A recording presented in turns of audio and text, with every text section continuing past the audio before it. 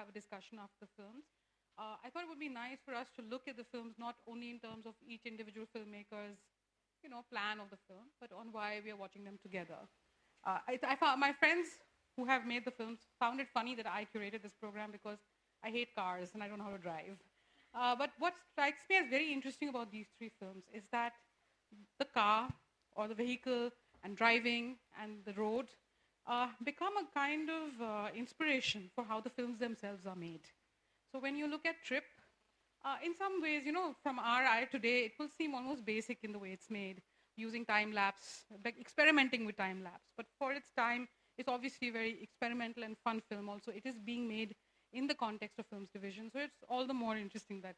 The remarkable about his films for me is that, on the one hand, they fall very much within the convention of a certain kind of, how should I call it, classical experimental, I always call it. But in the sense, there's a sort of logic of experimental art film, which is in the films. Mercedes for Ashish, the film is basically structured around traffic, but not traffic at the level of frenzy as it is in Trip, but rather almost like reverie, It's like now, here we are, all us individuals in our cars, in this city, moving from one place to the other. The film basically has a soundtrack where he's talking about the coming apart of a love relationship to relationships themselves. It's a kind of natural progression in a way, my very personal take on the city.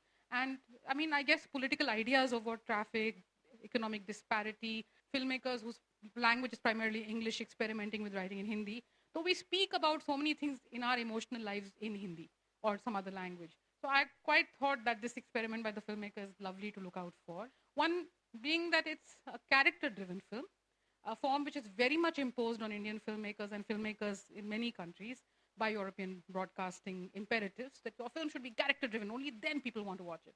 But the difference is that, in those films, character becomes a kind of just a sort of vehicle for a certain event and whatever else. Whereas in this film, character is the story of the film. Actually, Manju Bain's character tells you a story, leaves you with many questions about what's male, female, right, wrong, power, not having power, why does somebody want to be the way they are. It never says them out right, but it leaves you with that feeling of this very unique personal journey that this character has taken and that we are going with her on it.